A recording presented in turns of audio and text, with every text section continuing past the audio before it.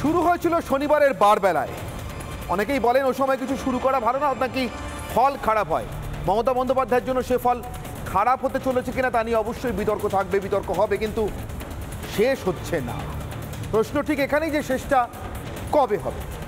মমতা বন্দ্যোপাধ্যায় বেছে বেছে বাঙালির এবং ভারতের হিন্দুদের সাম্প্রতিকতম, আধুনিকতম এবং জনপ্রিয়তম এবং অন্যতম শ্রেষ্ঠ তিনটি প্রতিষ্ঠানকে আক্রমণ করা শুরু করেছিলেন গত শনিবার বারবেলায়।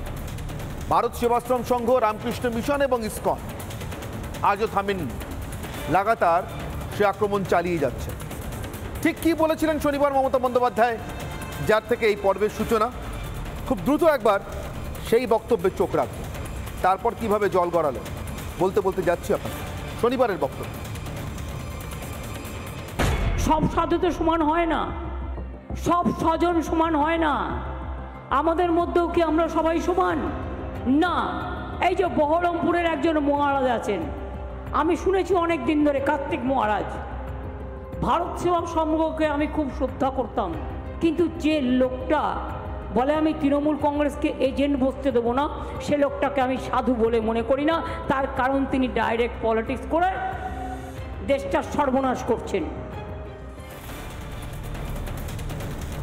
ঠিক একই রকমভাবে আরও প্রকাশ্যে এক্ষেত্রে কার্তিক মহারাজ যা উত্তর দিচ্ছেন সেটা আপনাদের শোনাবো, কিন্তু যদি তর্কের খাতিরে ধরে নিই তৃণমূল নেত্রী মমতা বন্দ্যোপাধ্যায়ের কথা সত্যি, তাহলেও ঠিক একই রকমভাবে আরও প্রকাশ্যে সংগঠন হিসেবে, এখানে তো কার্তিক মহারাজের কথা উনি বলছেন আলাদা করে, কিন্তু সংগঠন হিসেবে সরাসরি কোনো রাজনৈতিক দলকে ভোট দিতে বলার বার্তা যারা দেন তাদের সম্পর্কেও মঞ্চ থেকে একই রকম ঘৃণা উগরে দেন কি? প্রশ্নটা করে রাখলাম, তার কারণ আপনাদেরকে সে প্রশ্নের উত্তরও দেব, আছে উত্তর। মমতা বন্দ্যোপাধ্যায় ঠিক কী করেন তাদের সঙ্গে, কিন্তু এরপর কার্তিক মহারাজ যে উত্তর দিয়েছেন সেই উত্তরে চোখ রাখ। আইনি নোটিশ পাঠিয়েছেন, তার সঙ্গে সঙ্গে আরও কিছু প্রশ্ন করেছে, যে প্রশ্নগুলোর উত্তর মমতা বন্দ্যোপাধ্যায়ের কাছে ছিল না, নেইও। তাই তিনি এ প্রশ্নের উত্তরে আরও কদর্য আক্রমণ সানিয়েছেন, সেই উত্তরও দেখাবো আপনাদের। মানে যা চলছে লাগাতার চালিয়ে যাচ্ছেন, কিন্তু তার আগে কার্তিক মহারাজের বক্তব্য। আমি হিন্দু সন্ন্যাসী, আমার সমাজ, আমার সংস্কৃতি বিপন্ন হবেন। এখানে একজন রাজনৈতিক দলের প্রতিনিধি তিনি বক্তব্য রাখছেন যে আমরা 70% আর 30% হিন্দু 2 ঘন্টার মধ্যে গঙ্গা জলে ভাসিয়ে দেবো। কার্তিক মহারাজ সেখানে প্রতিবাদ করবে না? কার্তিক মহারাজ যখন আমাদের শোভাযাত্রা যায়, মসজিদের সামনে বাজনা বন্ধ হয়ে যায়, তাজিয়া মহরমের বাজনা বাজে, তাতে অসুবিধা হয় না, কার্তিক মহারাজ প্রতিবাদ করবে না? আমরা যখন সব যাত্রী নিয়ে যাই, আমার খোল করতাল বন্ধ হয়ে যায়, আর সেখানে এবার শোভাযাত্রা কালীতলায় বন্ধ হয়ে গেল, 5 জন যাবে মুখ বন্ধ করে, তিনি এখানকার যদি রাজনৈতিক প্রতিনিধি হন, তিনি এটা প্রতিবাদ করবেন না কেন? সমগ্র হিন্দু জাতিকে আমি আহ্বান করা মানে আরেকটা সাম্প্রদায়িক কাকে বলে? একটা জাতিকে সংগঠিত করে আরেকটা জাতিগোষ্ঠীর বিরুদ্ধে লড়াই করাকে সাম্প্রদায়িক বলে। সাম্প্রদায়িক মানে এই নয় যে আমি আমার ধর্মের কথা বলবো না, এটা হতে পারে না। এ প্রশ্নের উত্তর মমতা বন্দ্যোপাধ্যায়ের কাছে নেই। আপনাদেরকে আগেই বলেছিলাম, নিজেকে হিন্দু বললেই কেউ যদি সাম্প্রদায়িক হয়ে যান, তাহলে রাত দিন নিজেদেরকে কেউ মুসলিম, কেউ জৈন, কেউ বৌদ্ধ, কেউ শিখ, কেউ খ্রিস্টান বলে পরিচয় দেওয়া মানুষদের একজনকেও এদেশে, এ রাজ্যে ইন্ডিজোটের অন্য সঙ্গীরা অথবা মমতা বন্দ্যোপাধ্যায় কেন সাম্প্রদায়িক বলে ডাকেন? উত্তর নেই, কিন্তু আরও কদর্য, আরও কুৎসিত আক্রমণ আছে যা আজকে সানিয়েছে। এবার সেটা লোকের নাম করে বলেছিলাম, তার নাম কার্তিক মহারাজ। তিনি আমাদের এজেন্ট বসতে দেয়নি। তৃণমূল কংগ্রেসের ভোটের 2 দিন আগে মুর্শিদাবাদে যে দাঙ্গাটা করিয়েছিলেন, তার হোতা ছিলেন উনি। আগে অধীন করতেন, এখন বিজেপি করেন। এলাকায় এলাকায় গিয়ে ধর্মের নামে আপনি বিজেপি করে বেড়ান। আমি বলছি আপনি করুন, কিন্তু বিজেপির চিহ্নটা বুকে লাগিয়ে রেখে করুন, লুকিয়ে লুকিয়ে কেন? আমি যেটা বলি, আমি উইদাউট এভিডেন্সে বলি না। শুরু হয়েছিল শনিবারের বারবেলায়। অনেকেই বলেন ওই সময় কিছু শুরু করা ভালো না, নাকি ফল খারাপ হয়। মমতা বন্দ্যোপাধ্যায়ের জন্য সে ফল খারাপ হতে চলেছে কিনা তা নিয়ে অবশ্যই বিতর্ক থাকবে, বিতর্ক হবে, কিন্তু শেষ হচ্ছে না। প্রশ্ন ঠিক এখানেই যে শেষটা কবে হবে। মমতা বন্দ্যোপাধ্যায় বেছে বেছে বাঙালির এবং ভারতের হিন্দুদের সাম্প্রতিকতম, আধুনিকতম এবং জনপ্রিয়তম এবং অন্যতম শ্রেষ্ঠ তিনটি প্রতিষ্ঠানকে আক্রমণ করা শুরু করেছিলেন গত শনিবার বারবেলা। ভারত সেবাশ্রম সংঘ, রামকৃষ্ণ মিশন এবং ইসকন আজও থামেননি, লাগাতার সে আক্রমণ চালিয়ে যাচ্ছে। ঠিক কি বলেছিলেন শনিবার মমতা বন্দ্যোপাধ্যায়, যার থেকে এই পর্বের সূচনা? খুব দ্রুত একবার সেই বক্তব্যে চোখ রাখবে, তারপর কিভাবে জল গড়ালো বলতে বলতে যাচ্ছি আপনার শনিবারের বক্তব্য। সব সাধু তো সমান হয় না, সব স্বজন সমান হয় না। আমাদের মধ্যেও কি আমরা সবাই সমান? না। এই যে বহরমপুরের একজন মহারাজ আছেন, আমি শুনেছি অনেক দিন ধরে, কার্তিক মহারাজ।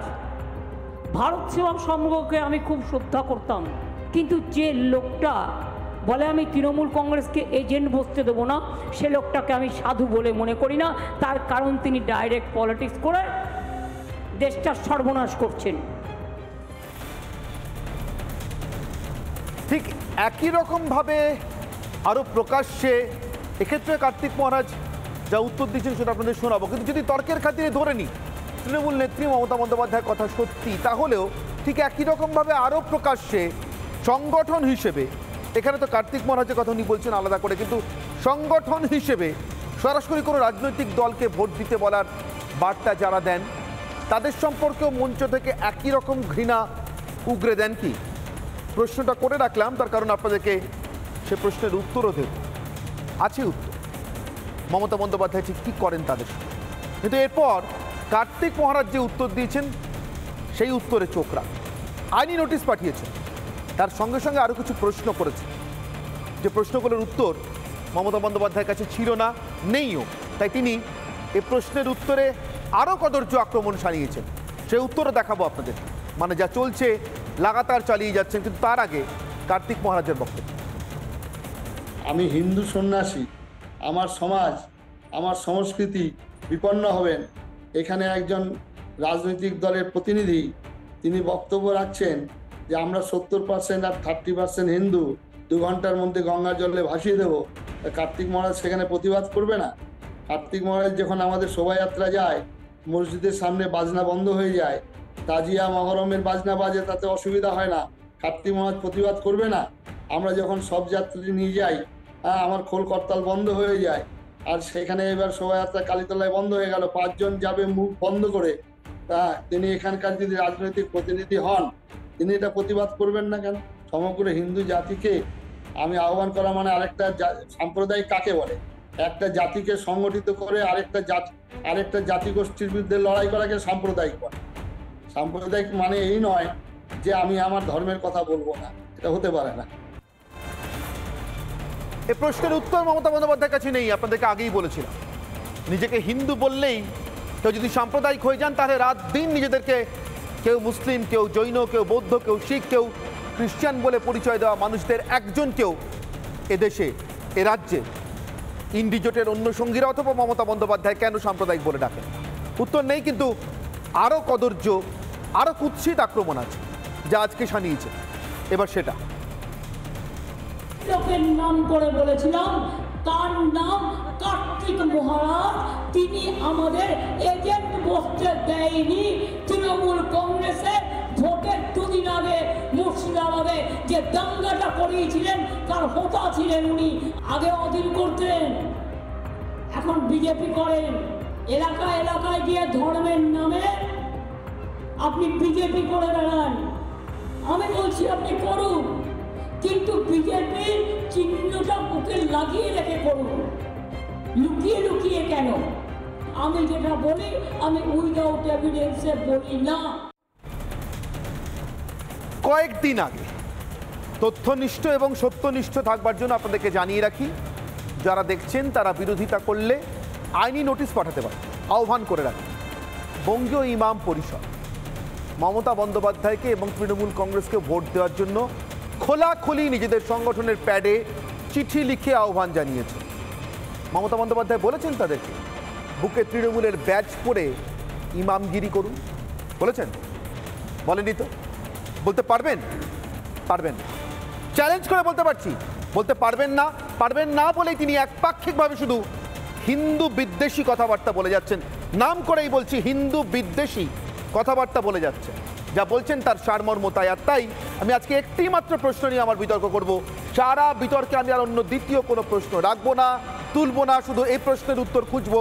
যে প্রশ্ন নিয়ে আজকে শুরু করবো অনির্বাণের অগ্নিবাণ। আমার আজকের প্রথম প্রশ্ন, আমার আজকের প্রথম অগ্নিবাণ, হিন্দু বিদ্বেষেই ভরাডুবি মমতা।